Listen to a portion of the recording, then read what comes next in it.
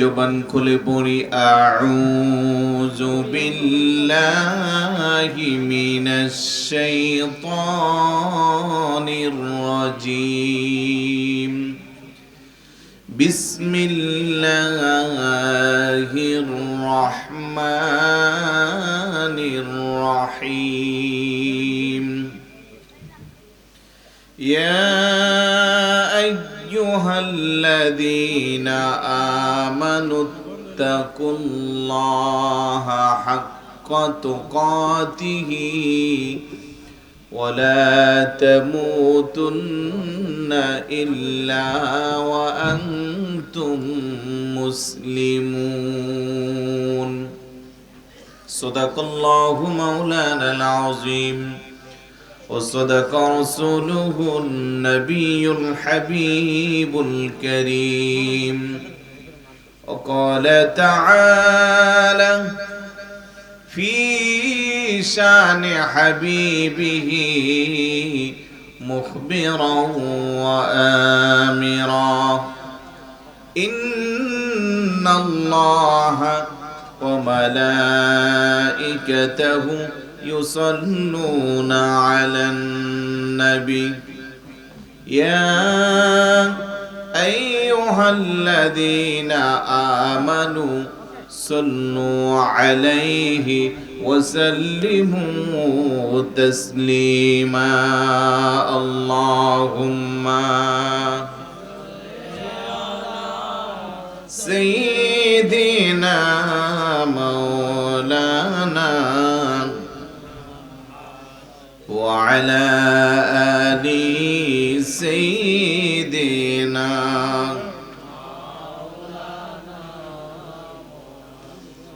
আল্লাহ নিজে আশিক হইয়া দোস্তি করেন যার সাথে নামের সাথে নাম মিশায়া দেখে নাচে কলমাতে আল্লাহুম্মা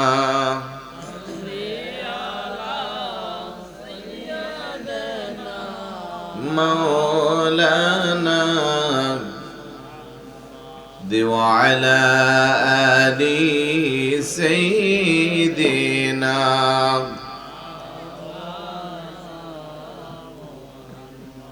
আদম যখন মাটি পানি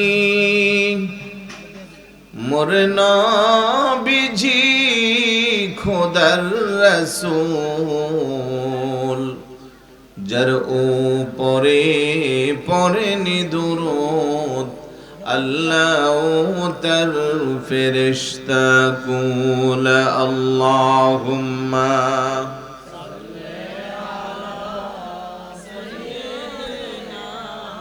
مولانا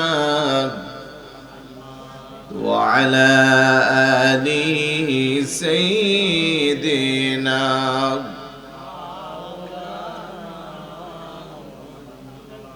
ঘুম চলে আসছে আপনাদের?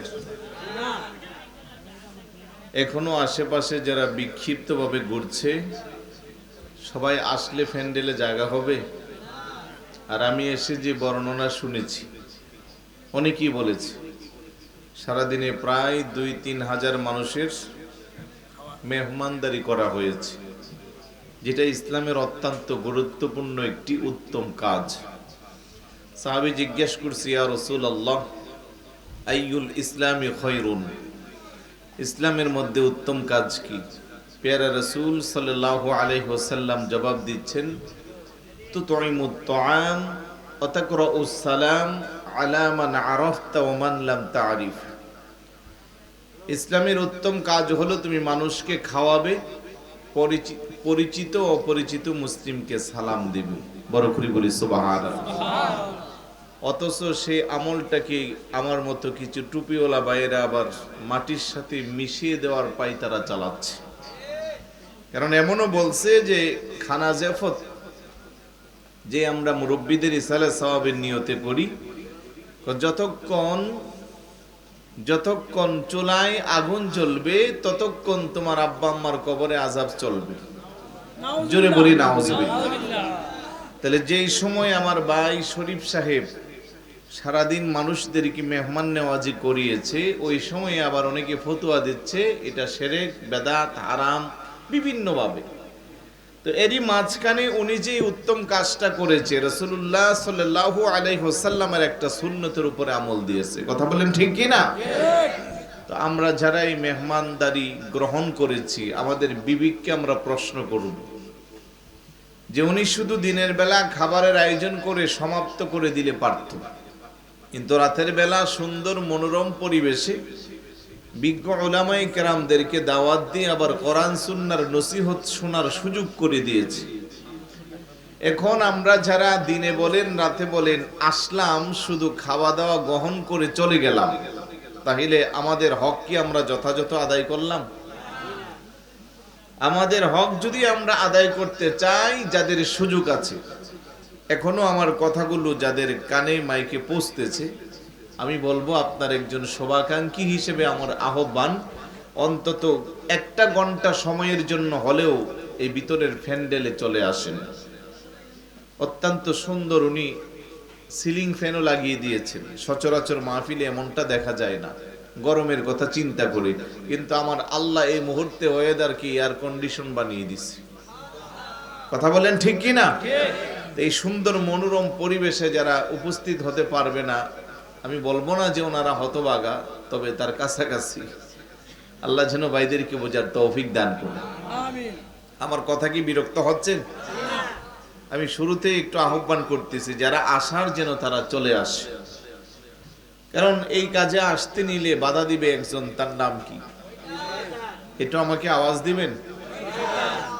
এদিকের যুবক ভাইয়েরা যদি ভিতরে বসতেন আরো সুন্দর হতো, আমি একটু কথা বলার জন্য একটা সুন্দর পরিবেশ পাইতাম।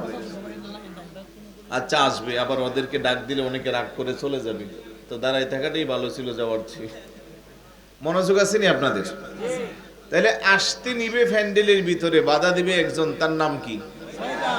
আওয়াজে বোঝা যায় গুড়ি গেরাম শয়তান নাই, আছে না নাই? তারা যে বাধা প্রদান করবে, এটা আপনার কথা না, আমার কথাও না, কথা কার? قال فبما أغويتني لأقعدن لهم صراطك المستقيم।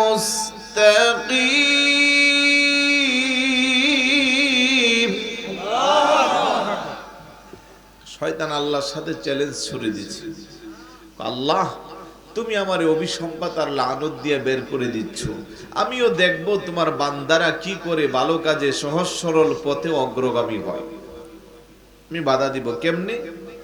সুম্মা লাআতিয়ান্নাহুম মিন বাইনি আইদিহিম ওয়া মিন খালফিহিম وعن أيمانهم وعن شمائلهم ولا تجد أكثرهم شاكرين।